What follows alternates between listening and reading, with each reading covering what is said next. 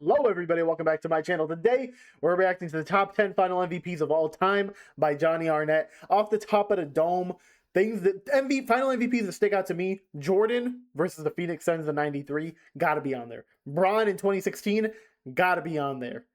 Those two are locks for me. Outside of that, I'm thinking Shaquille O'Neal, one of the three-peat years where he averaged 30 and 15. I feel like that could be on there.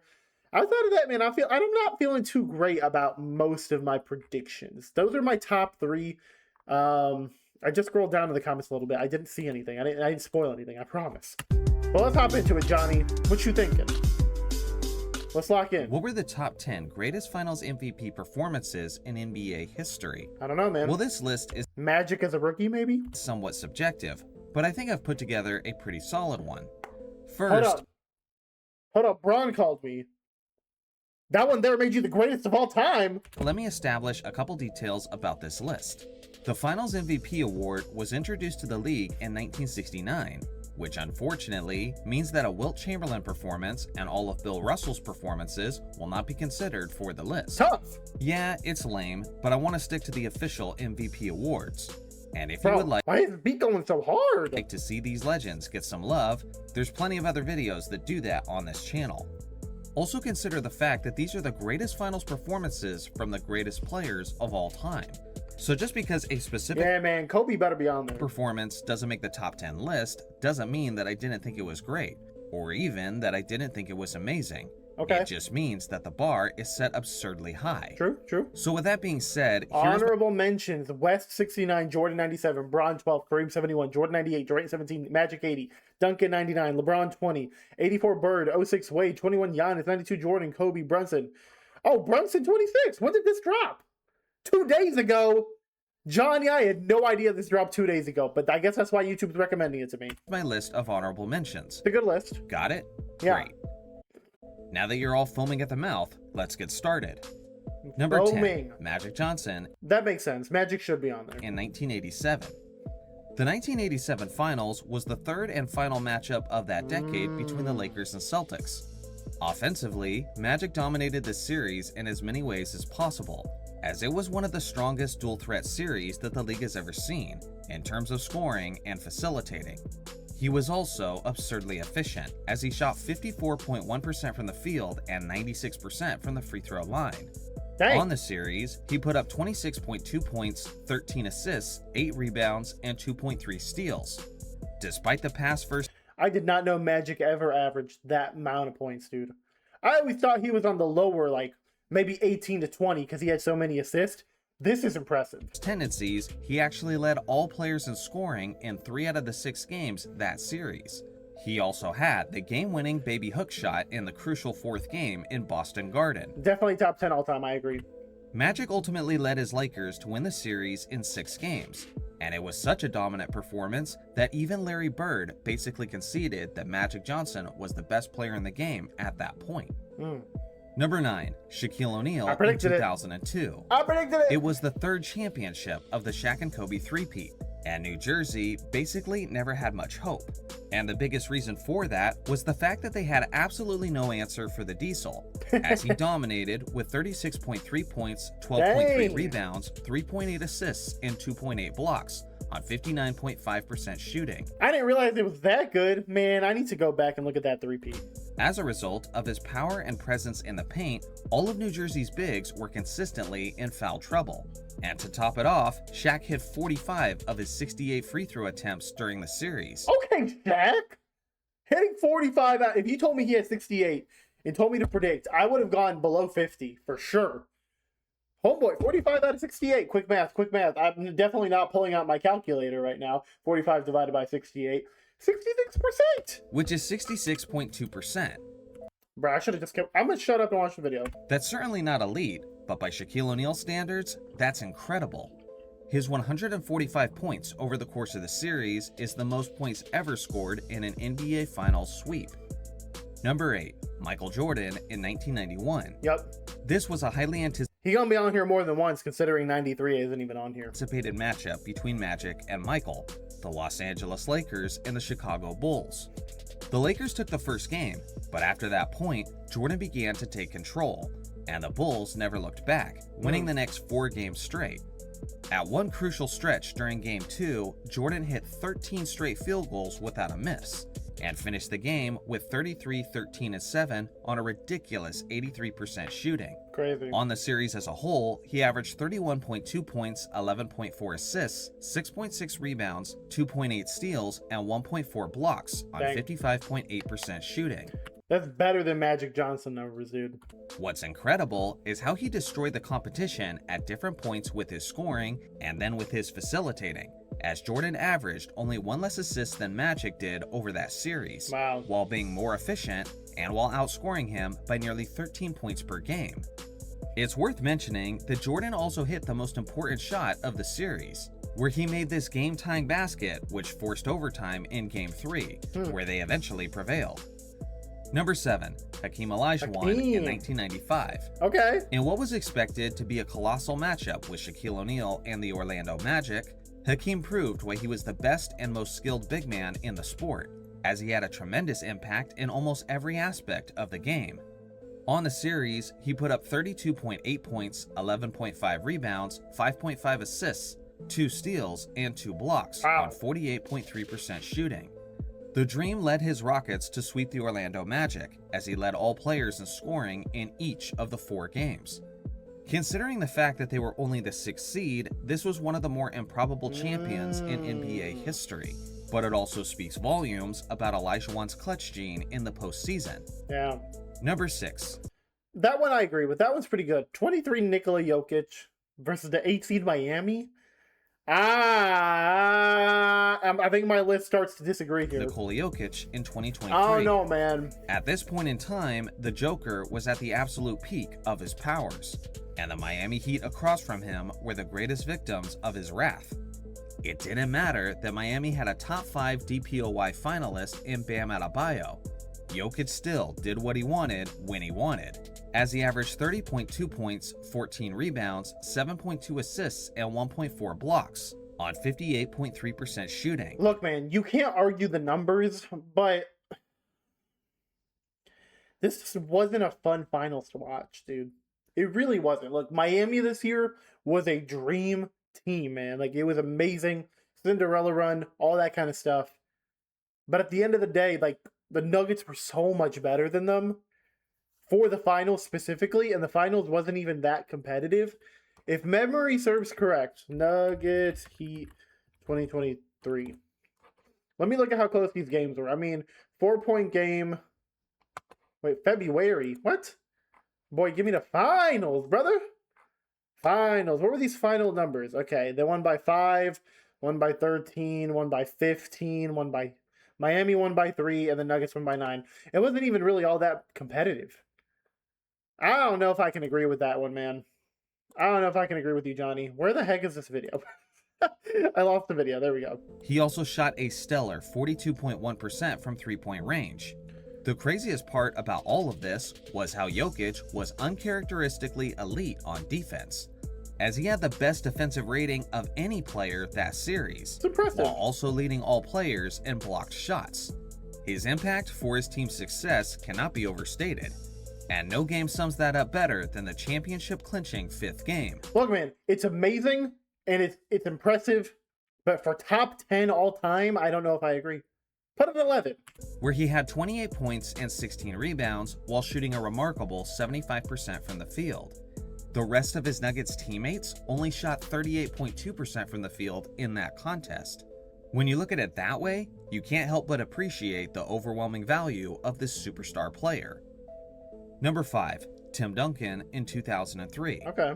It was a finals matchup between Tim Duncan's Spurs and the New Jersey Nets. Many people didn't witness this remarkable performance, as the 2003 championship was one of the least viewed NBA finals of league history. But those who did see it fortunately got to see the great Tim Duncan at his very best. In this series, he put up an unreal 24.2 points, 17 rebounds, 5.3 assists, and 5.3 blocks. 5.3 assists and 5.3 blocks for your big man. 17 boards. I didn't know Timmy was doing this in the finals. On 49.5% shooting. The Nets had no answer for him anywhere on the court, as he started off the series in Dude, poor Nets, dude. First Shaq, then Tim. Game 1 with 32 points, 20 rebounds, 6 assists, and 7 blocks in a 12-point victory. But the way he closed out the series was arguably even more impressive. Crazy. In the championship-clinching 6th game, he had 21 points, 20 rebounds, 10 assists, and 8 blocks. A near quadruple double in the finals. This is definitely worthy of top 10 finals MVP. But there's actually some controversy tied to this game, and some people believe that 2 more blocked shots should have been credited to Duncan. Only 4 players in history have ever officially achieved the quadruple-double, and no one has done it in the playoffs. And yet Tim Duncan nearly did it on the game's biggest stage and in the final game of the season. That would have been cool. That's legendary stuff, if you ask me. Yeah. Number 4, Shaquille O'Neal in Shaq again. We got double Shaq before we got double MJ. 2001. It was the second of the Wow. Lakers' 3 straight championships, and Shaq was his usual dominant self on both ends of the court. He absolutely destroyed the Philadelphia Bigs with 33 points, 15.8 rebounds, 4.8 assists, and 3.4 blocks You can't argue with those numbers, dude. on Golly. 57.3% shooting.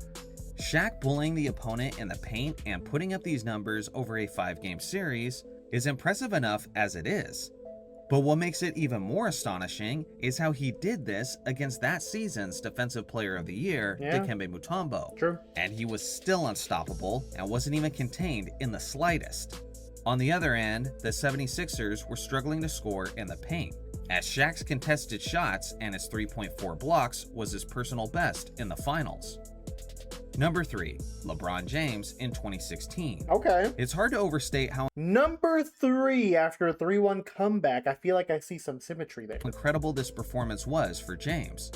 A comeback from a 3-1 deficit, making one of the most iconic defensive plays of all time in the closing moments. To defeat the greatest regular season team ever, the 73-9 Warriors, while delivering the first and only championship in Cleveland Cavaliers history. Over the course of that 7-game series, he put up 29.7 points, 11.3 rebounds, 8.9 assists, 2.6 steals, and 2.3 blocks on I didn't realize defensively he was getting those numbers. That's something I actually didn't know. 49.4% shooting.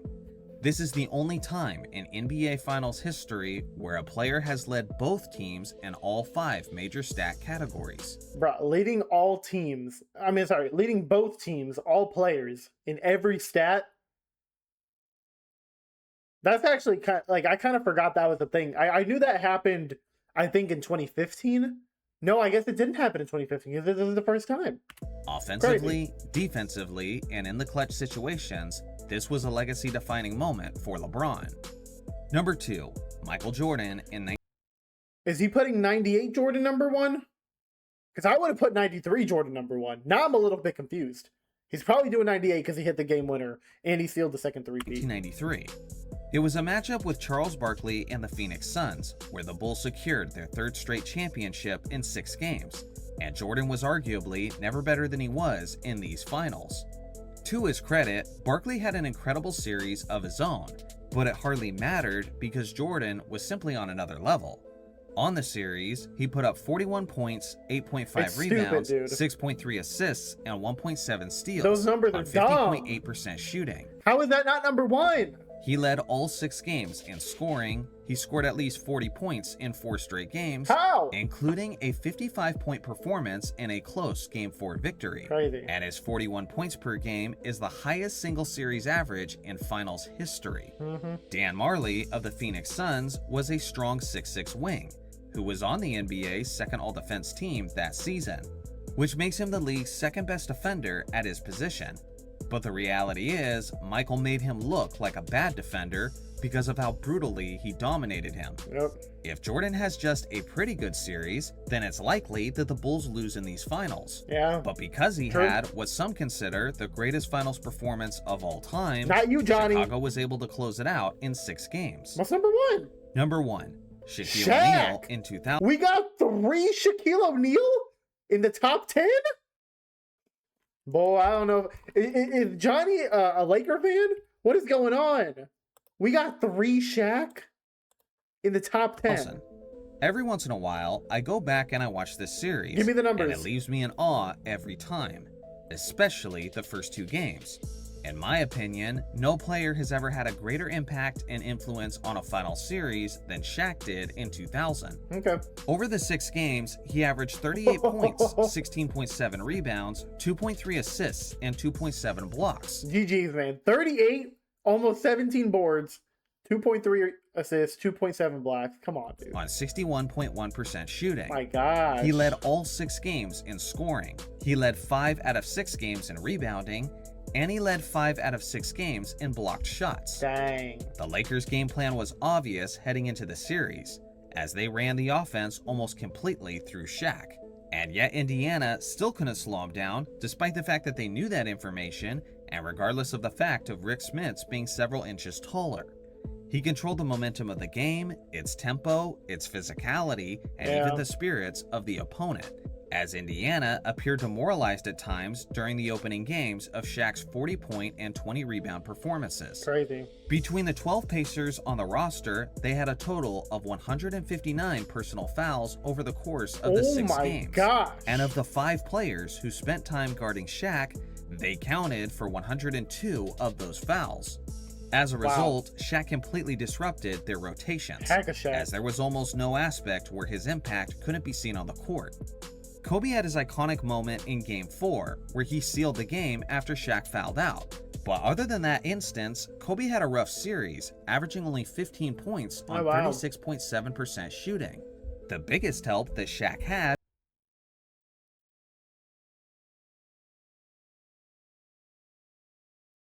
Sorry, I heard a noise. It scared was me. all the shooters he freed up by drawing the extra attention, by having the defense collapse upon him. So in a sense, Shaq even deserves some credit for their success as well.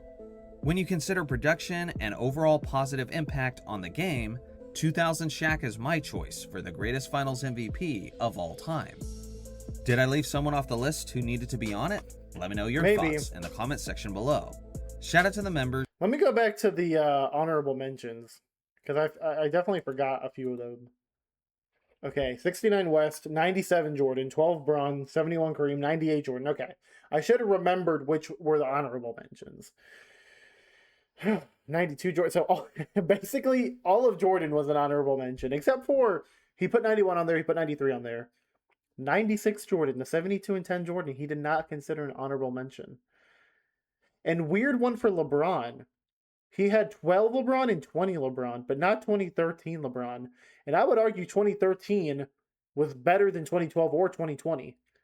Interesting. And then Brunson this year, I think he averaged 30 in the finals as a small guy and led New York to a championship. That one, I could argue, was better than Nikola Jokic's.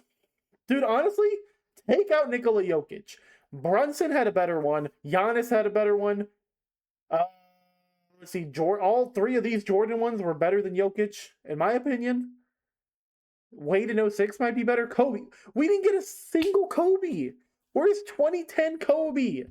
Am I tripping? Did 2010 Kobe have horrible stats? 2010 Kobe final stats. Am I tripping?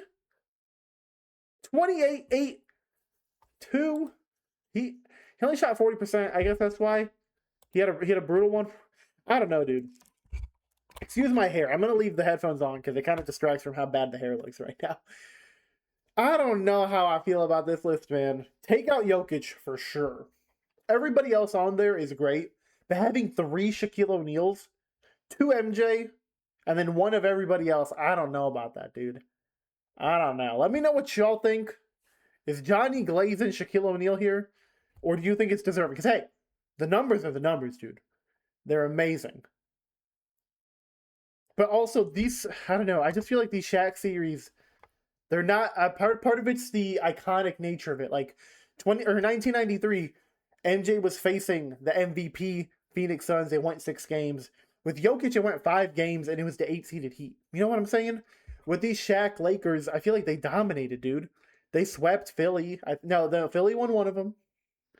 I guess the Indiana one went 6. They swept Brooklyn. Take the Brooklyn one out, man. Take it out. I don't know, dude. Take Jokic and Brooklyn Shaq out of there and give me another Jordan. Maybe give me Kobe. I don't know, dude. You just got to do something, Johnny. I don't know. Let me know what y'all think. Am I crazy? Do you agree with this list? Let me know what you think. I hope you have a great day, night, whatever time of day it is for you. I'll catch you guys on the next one. Doses.